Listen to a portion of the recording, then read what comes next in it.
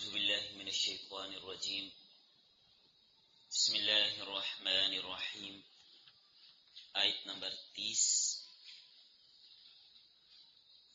اولم یر الذین اور کیا نہیں دیکھا ان لوگوں نے کفروا جو کافر ہیں، کیا ان کافروں نے نہیں دیکھا ان السماواتی بے شک آسمان والارض اور زمین کانتا دونوں تھے رتقا بند، دونوں بند تھے، ففتقناہما بس ہم نے کھول دیا دونوں کو، وجعلنا اور کی ہم نے من الماء پانی سے کل شیء ہر چیز حی زندہ، ہم نے پانی سے ہر چیز کو زندہ کیا، افلا یؤمنون کیا پس وہ ایمان نہیں لاتے، یؤمنون وہ ایمان نہیں لاتے، تؤمنون ہوتا تو پھر تم ہوتا،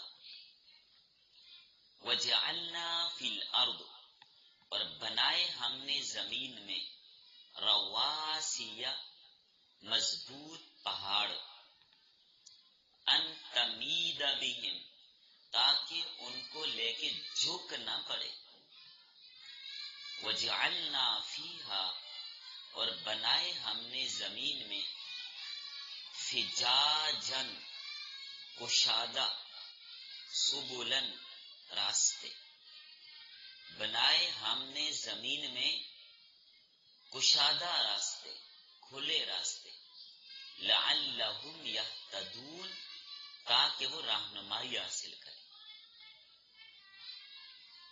جدھر جانے آسانی سے جا سکیں، وجعلنا السماء اور بنایا ہم نے آسمان کو سقفا چھت، محفوظا محفوظ، وہم عن آیاتها اور وہ ان کی نشانیوں سے معرضون اعراض کرتے ہیں، اتنی نشانیاں ہم نے دکھائیں نہیں مانتے، منہ موڑتے ہیں، اعراض کرتے ہیں،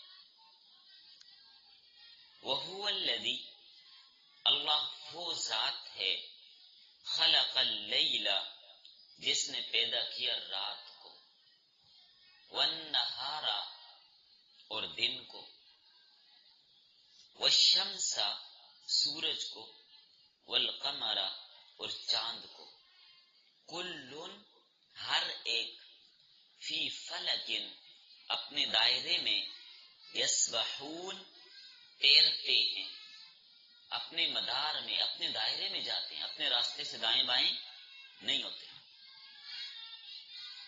بس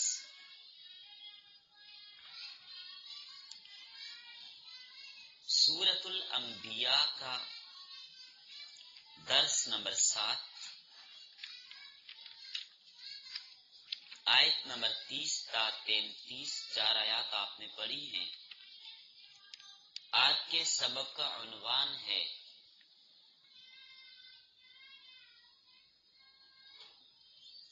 دلائل قدرت، دلائل قدرت یہ آج کے سبق کا عنوان ہے۔ ربط گزشتہ آیات میں تخلیق عالم اور دلائل توحید کو بیان کیا تھا، اور اس سے پہلے یہ بیان کیا تھا کہ ہم نے اس عالم کو عبث اور بیکار پیدا نہیں کیا، بلکہ فوائد کے لیے پیدا کیا، اہل نظر اس کو دیکھ کر عبرت حاصل کریں اور اپنے خالق کو پہچانیں کہ ہمیں کس نے بنایا، کس نے پیدا کیا۔ اب آج کے سبق میں جو آیات پڑھی گئی ہیں ان میں کچھ دلائل قدرت بیان کیے گئے جو اللہ کے وجود پر دلالت کرتے ہیں، کوئی ذات موجود ہے جو اتنا کچھ کر رہی ہے، ساتھ اس کی وحدانیت پر بھی دلالت کرتے ہیں، تمام کائنات اس کے دست اور قدرت میں مسخر ہے، فرش تا عرش سارا کارخانہ اسی کا پیدا کیا ہوا ہے اور اسی کے ارادے سے، اسی کی مشیت اور چاہنے سے یہ سارا نظام چلتا ہے۔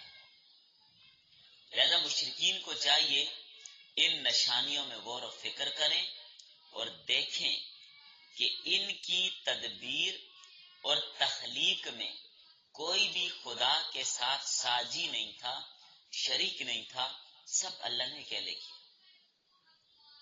اور پھر عقل بھی یہ کیسے اجازت دیتی ہے کہ سب چیزوں کو پیدا تو اللہ نے کیا لیکن ہم اس کے ساتھ شریک ٹھہرانے لگ جائیں؟ عقل بھی اس بات کی اجازت نہیں دیتی، عقل بھی اس بات کو تسلیم نہیں کرتی، اس لیے کہ پیدا کرنے والا وہ ہے، ہر چیز کا مالک وہ ہے۔ 6 قسم کے دلائل آج کے سبق میں گزرے، ترجمہ آپ نے آیات کا ایک ایک لفظ کا پڑھا، بات اسی سے سمجھ آ گئی۔ قسم اول، میں نے کہا 6 قسم کے دلائل گزرے۔ قسم اول، پہلی قسم، کیا ان کافروں نے جو اللہ کی وحدانیت کے منکر ہیں یہ نہیں دیکھا اور نہیں سمجھا کہ آسمان اور زمین دونوں باہم جڑے ہوئے تھے، متلاصق تھے، متصل تھے، ایک دوسرے سے چپٹے اور چپکے ہوئے تھے، پھر ہم نے ان دونوں کو کھولا اور ایک دوسرے سے ان کو الگ الگ کیا، آسمان کو بلند کیا، زمین کو پست کیا، ہوا کے ذریعے دونوں کے درمیان فاصلہ کیا، آسمان کو بھی 7 بنایا، زمینوں کو بھی 7 بنایا۔ یہ زمینیں نا 7 اوپر نیچے ہیں، جیسے حدیث کو اگر دیکھا جائے، اوپر سے اگر ایک زنجیر زمین میں داخل کی جائے تو دوسری تک، تیسری تک، چوتھی تک، تو اوپر نیچے زمینیں 7 بڑے اعظم مراد نہیں ہے۔ بات سمجھ آ رہی ہے؟ دونوں کے منہ بند تھے، زمین کا منہ بھی بند، آسمان کا منہ بھی بند۔ اللہ تعالیٰ نے ان کے منہ کھولے، آسمان سے پانی برسایا، زمین سے نباتات ہو گئے۔ اگر آسمان کا منہ بند ہوتا پانی کیسے برستا؟ زمین کا منہ بند ہوتا یہ بڑے بڑے پھلدار درخت، یہ فصلیں، یہ غلے اور یہ مختلف قسم کی گھاس، یہ چارہ کہاں سے آتا؟ یہ زمین سے نکالا۔ یہ دلیل پیش کرنے اللہ اپنی قدرت۔ قسم قسم کے میوے پیدا کیے۔ کفار نے اس کرشمہ قدرت میں غور نہیں کیا کہ سارے معاملے اللہ تعالیٰ نے کس انداز سے نبھائے۔ ایک سیکنڈ کے لیے بھی اللہ کے ساتھ اس سارے معاملے میں کوئی شریک نہیں تھا، اکیلا اس نے سارا بنایا۔ آیت کی ایک تفسیر حضرت عبداللہ بن عباس، حضرت حسن بصری اور حضرت مجاہد وغیرہ حضرات مفسرین کرام یہ تفسیر کرتے ہیں اس آیت میں جو میں نے عرض کی۔ شیخ ابو مسلم اصفہانی کہتے ہیں رتق سے مراد حالت عدم ہے اور فتق سے مراد حالت ایجاد ہے۔ ہم نے تو رتق بند، فتق کھولا، آسمان اور زمین کا منہ بند تھا، پھر ان کا منہ کھولا، اس سے آسمان سے پانی آیا، زمین سے سبزے نکلے۔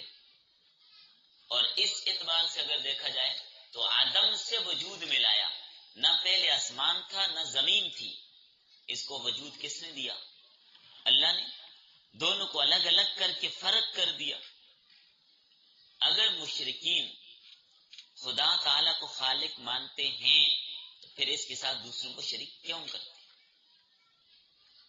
جب یہ دونوں معدوم تھے، زمین اور آسمان، دونوں میں کوئی فرق نہیں تھا، اللہ نے ان کو عدم سے وجود میں لایا اور دونوں میں فرق واضح کر دیا، دونوں میں فرق واضح کیا۔ یہاں پر ایک اعتراض ہوگا، آپ کی ہے توجہ؟ اولم یر الذین کفروا، کیا ان کافروں نے نہیں دیکھا ان السماوات والارض کانتا رتقا ففتقناہما؟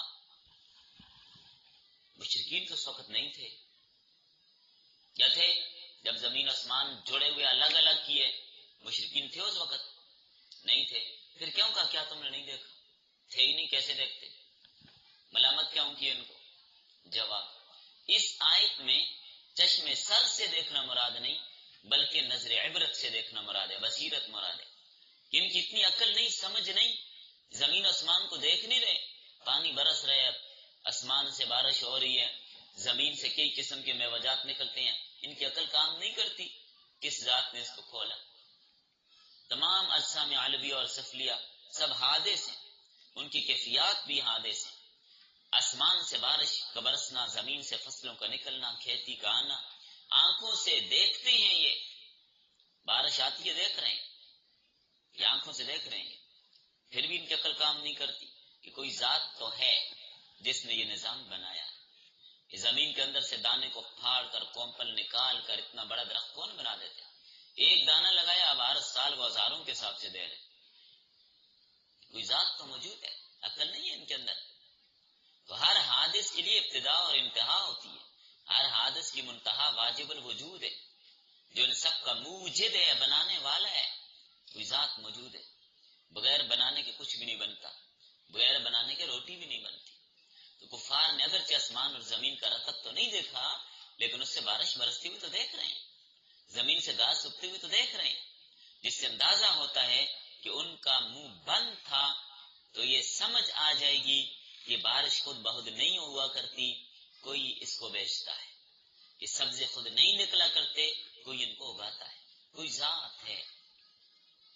جب وہ ذات چاہتی ہے، جتنا چاہتی ہے، جہاں چاہتی ہے، بارش برسا دیتی ہے. بارش آتی ہے تو اب بعض اوقات ایسے ہوتے کہ بارش نہیں آتی، تاخیر ہو جاتی، کافی دن گزر جاتے ہیں، بارش یا نہیں آتی. ضرورت ہوتی ہے، بارش نہیں ہو رہی تھی، پھر ان کافروں کے سر آسمانوں کی طرف اٹھ جاتے ہیں، بارش نہ ہوئی. آسمان کی طرف دیکھتے ہیں تو آسمان کا منہ بند ہے، بارش نہیں ہو رہی. جب اللہ اپنی قدرت سے آسمان کا منہ کھولتا ہے تو زمین بھی کھل جاتی ہے. ہر سال کفار خدا تعالیٰ کی قدرت کو نہیں دیکھتے، بارش برس رہی ہے، پھل نکل رہے ہیں، نظر نہیں آ رہے ان کو. یہ مراد ہے مشاہدے سے، مشاہدہ کرتے ہیں پھر بھی اس کی قدرت کے انکار کرتے ہیں. اب یہاں پر ملحدوں کے ایک سوال کا جواب بھی عرض کرتا جاؤں. آپ کی سائنس کہتی ہے، اور خصوصاً جو ملحد سائنسدان ہیں جن کا نظریہ یہ ہے کہ زمین و آسمان کسی نے بنائے نہیں ہیں بلکہ خود ہی بنے ہیں، خود ہی چلے ہیں، تو سائنس نے یہ بات آ کر کہی کہ یہ کائنات پہلے زیرو تھی، کچھ بھی نہیں تھا، ایک نقطہ تھا، زیرو تھا، اس سے یہ سارا کچھ بنا. اب آپ تھوڑا سا غور کیجئے، کائنات کے پھیلاؤ کو اگر ہم پہلے کے وقت میں دیکھیں تو یہ ثابت ہوگا کائنات ایک نقطے کی شکل میں، ایک سنگل پوائنٹ تھا. تخمینات یہ ظاہر کرتے ہیں کہ اس واحد نقطے جس میں تمام کائنات کا مادہ سمایا ہوا ہوگا اس کا حجم صفر تھا اور اس کی کثافت لامتناہی ہوگی. تو سائنس کہتی ہے کہ ایک دھماکے کے بعد اس کائنات کا آغاز ہوا، زیرو والیم تھا اس سے ہوا، یہ عظیم دھماکہ جس سے کائنات کا آغاز ہوا ایک نظریے کے طور پر، جس کو وہ کیا کہتے ہیں، بگ بینگ یا کیا کہتے ہیں، اس کے نام سے اس کو جانتے ہیں. تو اس صفر، اس زیرو والیم سے ایک وضاحت تو یہ جس کے ذریعے سائنس کسی چیز کے عدم وجود کو ثابت کرتی ہے، تو جو انسانی فہم سے آگے ہے. ایک نقطے کو صفر حجم تسلیم کر کے ہی بات واضح ہو سکتی ہے، لیکن حقیقت یہ ہے کہ صفر حجم والے ایک نقطے کا مطلب اس کا عدم وجود ہے کہ پہلے یہ موجود نہیں تھا. گویا کائنات عدم سے وجود میں آئی ہے. یہی تو ہم کہتے ہیں کہ عدم سے وجود میں لائی ہے کس نے؟ اللہ نے. بلفاظ دیگر آپ یوں سمجھیے، تخلیق کی گئی ہے، جب نہیں تھی تو اس کو پیدا کیا گیا، معدوم تھی اس کو وجود دیا گیا. اور یہ دھماکے کا نظریہ یہ بتاتا ہے کہ ابتدا میں تمام اجسام ایک ٹکڑے کی شکل میں تھے، پھر یہ علادہ علادہ ہوئے. وہی حقیقت جس کو دھماکے والا نظریہ، جو یہ نظریہ رکھتے ہیں کہ دھماکہ ہوا اور یہ سارا کچھ بنا. اب دیکھیے قرآن پر اعتراض کرتے ہیں، یہ جو قرآن میں ہے کہ اللہ تعالیٰ نے زمین و آسمان کو بنا کے دھماکے سے بنا؟ یہ آیت اس کا جواب دے رہی ہے کہ زمین و آسمان دونوں چپکے ہوئے تھے، ان کو الگ الگ کیا، جب ان کو الگ الگ کیا اسی کو سائنس نے دھماکہ کہہ دیا۔ بات سمجھ آ گئی آپ کو؟ اسی کو، اس بات کو قرآن کریم کی اس آیت کو پڑھ کر کئی سارے سائنسدان مسلمان ہوئے، کئی سارے، کہ جس بات کو آج 1400 سال بعد تمہاری سائنس آ کر بتا رہی ہے، قرآن کریم نے اس کو پہلے بتا دیا۔ اب وہ مجبور ہو رہے ہیں قرآن کو ماننے پر۔ پہلے وہ جو داہریہ قسم کے ملحد تھے، جو خدا کے وجود کے قائل نہیں تھے، لیکن ان چیزوں کو دیکھتے ہیں تو مسلمان ہونے پر مجبور ہوتے ہیں۔ کیا ان کافروں کو یہ معلوم نہیں ہوا کہ آسمان اور زمین پہلے بند تھے، پھر ہم نے دونوں کو اپنی قدرت سے کھولا، ہم نے بارش کے پانی سے کیا کیا؟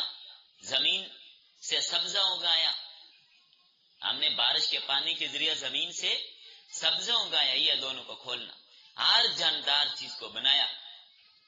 کیا ان باتوں پر ایمان نہیں لاتے؟ تو اس آیت کے اندر اس کی وضاحت آ گئی۔ اب ملحد بھی اگر قرآن کریم کی بات ان کو سمجھ آ جائے تو اس پر مجبور ہو جائیں گے کہ جو ان کا یہ نظریہ انہوں نے پیش کیا کہ یہ کائنات ایک دھماکے سے وجود میں آئی ہے،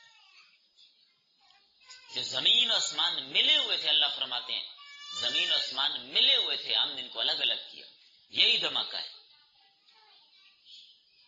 بہرحال 20ویں صدی میں ایک سائنسی نظریہ ہے، کائنات کا پھیلاؤ اس قرآنی دعوے کا ایک اہم ثبوت ہے، جس کے مطابق کائنات عدم سے وجود میں لائی گئی ہے، پہلے موجود نہیں تھی۔ اگرچہ سائنس نے 20ویں صدی میں جا کر اس حقیقت سے پردہ اٹھایا، لیکن اللہ کے قرآن نے 1400 سال پہلے اس کو اٹھا دیا۔ اولم یر الذین کفروا ان السماوات والارض کانتا رتقا فتقناہما، دونوں کو الگ الگ کیا، یہ چپکے ہوئے تھے آسمان اور زمین، ان کو ہم نے الگ الگ کیا۔ اسی کو سائنس کہتی ہے، کیا کہتی ہے؟ یہ دھماکہ ہوا۔ ہمارے اوپر اعتراض کرتے ہیں جی آپ کہتے ہیں کائنات کو خدا نے بنایا، تو دھماکے سے ہوا، قرآن کی آیت نے بتا دیا۔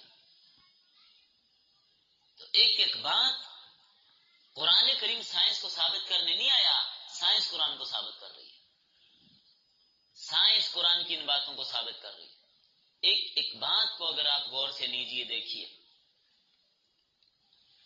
اب سائنس کہتی ہے یہ کائنات پہلے ایک دھواں تھی، قرآن کریم میں بھی ہے، سورۃ دخان پڑھ کے دیکھ لیجیے۔ تو چلیے آگے اگلی آیت کی طرف۔ قسم اول پہ بات ہو گئی، قسم دو، کیا ان لوگوں کو معلوم نہیں ہر زندہ چیز کو پانی سے پیدا کیا، اور پھر زندگی اور حیات کے لیے بھی یہ زندہ چیزیں کس کی محتاج ہیں؟ پانی۔ ہر چیز کا مادہ حیات پانی ہے، یاد رکھیے۔ واللہ خلق کل دابۃ من ماء، اللہ تعالیٰ نے ہر جاندار کو کس سے بنایا؟ اور یہ آیت کہ وجعلنا من الماء کل شیء حی افلا یؤمنون، مسند امام احمد میں روایت، حضرت ابو ہریرہ رضی اللہ تعالیٰ فرماتے ہیں اللہ کے رسول نے فرمایا ہر چیز کس سے پیدا ہوئی؟ پانی سے، ہر چیز۔ اور آج سائنس بھی اس بات کو مان چکی ہے کہ ہر چیز پانی سے بنی، سائنس مان چکی ہے۔ بلکہ وکان عرشہ علی الماء، عرش بھی کس پر تھا؟ پانی پر۔ معلوم ہوا عرش سے بھی پانی پہلے پیدا کیا گیا۔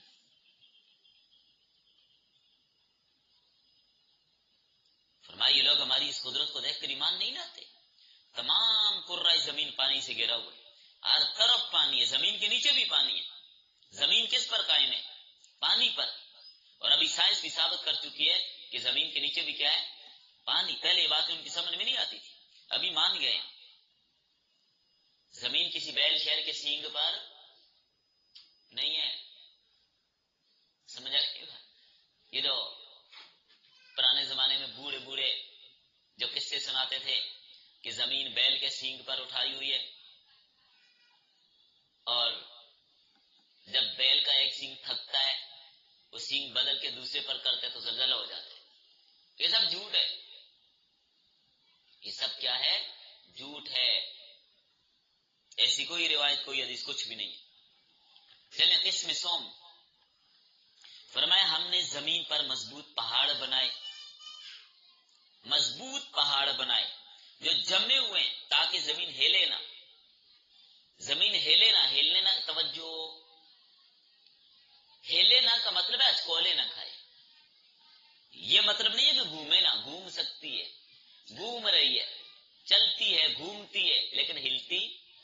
اب زمین گھوم رہی ہے، اس وقت چل رہی ہے، آپ کو پتہ چل رہا ہے؟ زمین اس وقت چل رہی ہے، آپ کو پتہ چل رہا ہے؟ کوئی پتہ نہیں چل رہا. قسم چہارم، ہم نے اپنی قدرت سے زمین میں راستے بنائے. اچھا جو پہاڑوں والی بات ہے، سائنس ابھی یہ بات بھی ثابت کر چکی ہے کہ زمین کے اوپر جو پہاڑ ہیں، زمین کے اندر ان کی بڑی مضبوط جڑیں ہیں، جس کی وجہ سے ان پہاڑوں نے زمین کو مضبوطی کے ساتھ پکڑا ہوا. ورنہ زمین پانی پہ اس نے اچکولے کھانے تھے.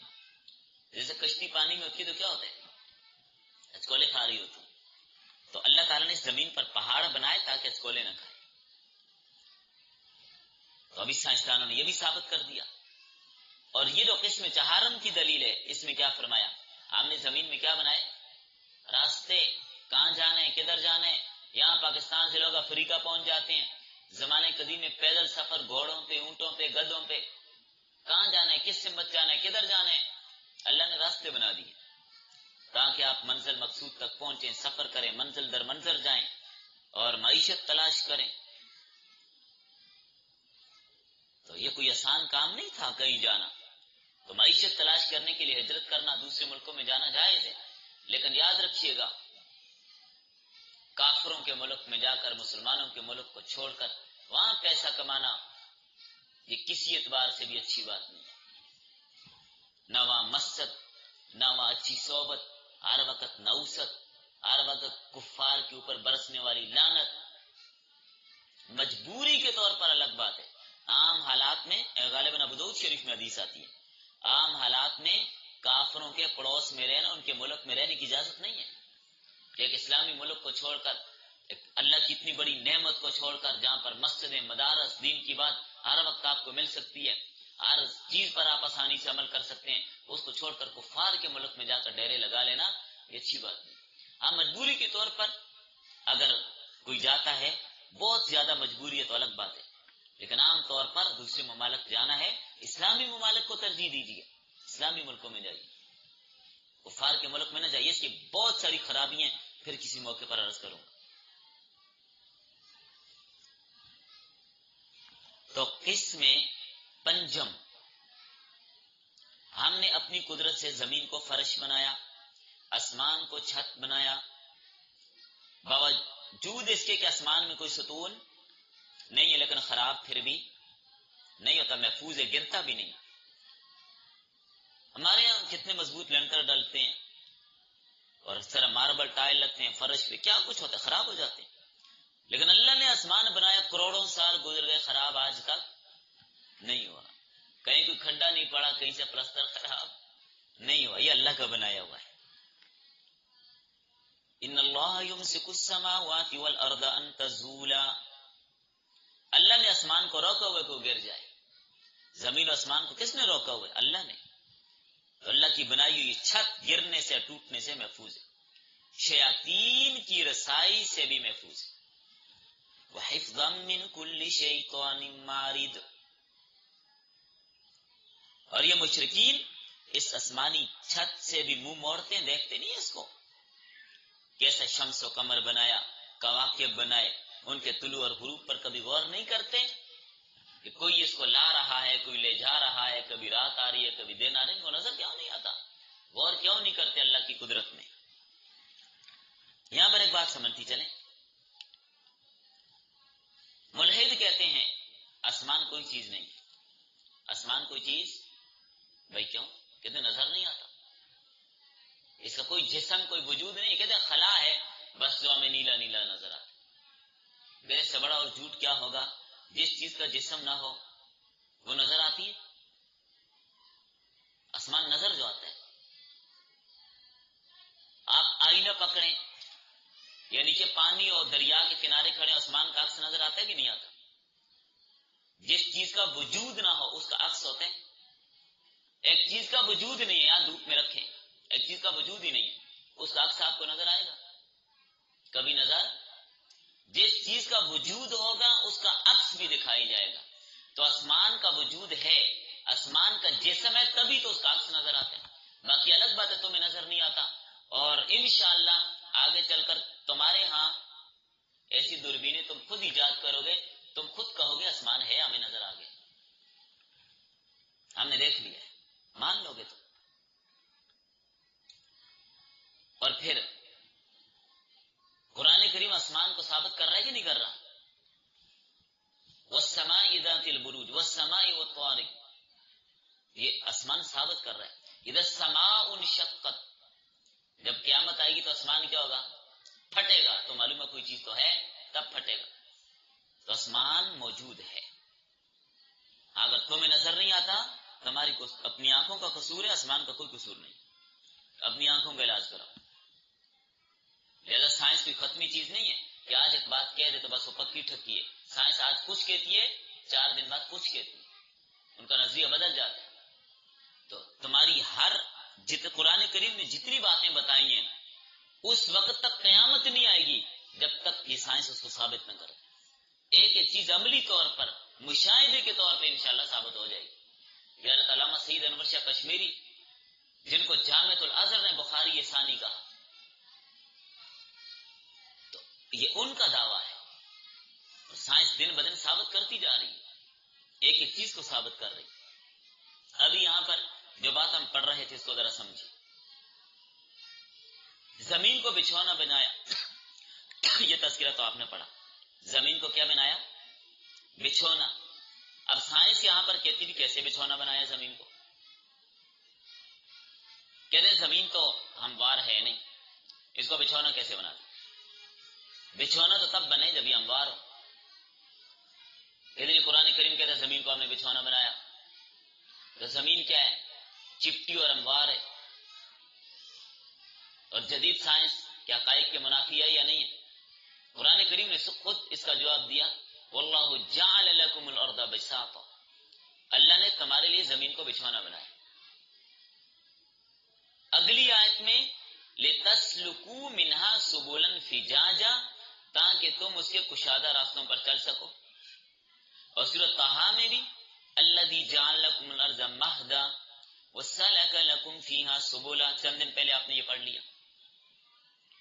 تو زمین کی بالائی، اوپر والی جو تہ ہے، قشر الارض، اس کی موٹائی 30 میل سے بھی کم ہے. اگر اس کا موازنہ زمین کے نصف قطر سے کیا جائے جس کی لمبائی تقریباً 3750 میل ہے، تو قشر ارض بہت ہی باریک معلوم ہوگی. زیادہ گہرائی میں واقع زمین کی جو تہیں ہیں یہ بہت گرم ہے اور سیال ہیں. ہر قسم کی زندگی کے لیے یہ ناممکن ہے. زمین کا ٹھوس صورت اختیار کر لینے والا جو خول ہے جس پر ہم زندہ رہ سکتے ہیں. تو قرآن مجید بالکل درست کہہ رہا ہے، بجا کہہ رہا ہے کہ زمین کو ہم نے بچھونا بنایا، قالین کے ساتھ اس کو مشابہ قرار دیا تاکہ ہم اس کے راستوں پر چل سکیں، سفر کر سکیں، تاکہ ہم اس کے اوپر چل سکیں. اور ابھی ماہرین اس بات کو ثابت کر رہے ہیں. قرآن کریم میں کوئی ایسی آیت موجود نہیں جس میں یہ کہا گیا ہو کہ زمین چپٹی ہے. قرآن صرف قشر زمین کو قالین سے تشبیہ دیتے. معلوم ہوا کہ بعض لوگوں کے نزدیک قالین صرف ہموار زمین پر ہی بچھایا جا سکتے ہیں، حالانکہ کرۂ ارض جیسے اتنے بڑے کرے پر بھی قالین بچھانا ناممکن ہے نا. تو اس کا مظاہرہ زمین کے گلوب کے ساتھ بھی کیا جا سکتا ہے. قالین بالعموم ایک ایسی سطح پر بچھائی جاتی ہے جس پر بصورت دیگر سہولت سے نہ چلا جا سکتا. تو قرآن کریم نے بطور قالین ذکر کیا جس کے نیچے گرم سیال ہے اور معنی حیات قسم کا ماحول پایا جاتا ہے. تو اس لیے زمین کے اوپر اس بچھائے گئے قالین کے بغیر انسانیت کے اس پر زندہ رہنا ممکن نہیں تھا. تو قرآن کریم کا بیان نہ صرف عین منطق کے مطابق ہے بلکہ اس میں ایک ایسی حقیقت بھی بیان کر دی گئی ہے جسے صدیوں بعد یہ جو ارضیات کے ماہرین ہوتے ہیں انہوں نے اس کو درافت کر لیا. والارض فرشناها فنعم الماہدون، ہم نے زمین کو قالین کی طرح، بچھونے کی طرح بچھا دیا، سو ہم کیسے اچھا بچھانے والے. اور متعدد آیات، الم نجعل الارض مہادا والجبال اوتادا، کتنی جگہوں پر فرمایا. تو قرآن کریم کی کسی آیت میں بھی اشارہ بھی نہیں ملتا کہ زمین چپٹی ہے. تو بہرحال یہ تو ہم کہتے ہیں کہ زمین یہ حقائق ہیں، سائنس اب ان کو دن بدن ثابت کر رہی ہے. اب زندگی کی ابتدا پانی سے ہوئی، سائنس بھی یہی کہتی ہے. سائنس، تمام سائنسدان اس پر متفق ہیں، پانی تمام جاندار خلیات کا جزو اعظم مان رہے ہیں. کہتے ہیں اس کے بغیر زندگی ممکن ہی. جب کسی دوسرے سیارے پر زندگی کے امکانات پر بحث کی جاتی ہے، پہلا سوال یہ کرتے ہیں وہاں پانی ہے یا نہیں ہے. سمجھ آ گئی بات. جرمنی کے ایک ماہر ارضیات تھا ابراہام، غالباً 1817 تھا اس کا زمانہ ہے، 1817 یا اس کے آگے پیچھے. اس نے ساری تبدیلیوں کا ایک ہی سبب پانی کو قرار دیا. پہاڑوں کی تشکیل پانی کی وجہ سے ہوتی ہے.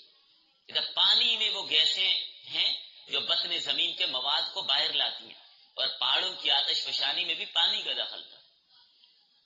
جب قرآن کریم کا نزول ہوا، کسی کے علم میں یہ بات نہیں تھی کہ زندگی کی ابتدا پانی سے ہوئی ہے.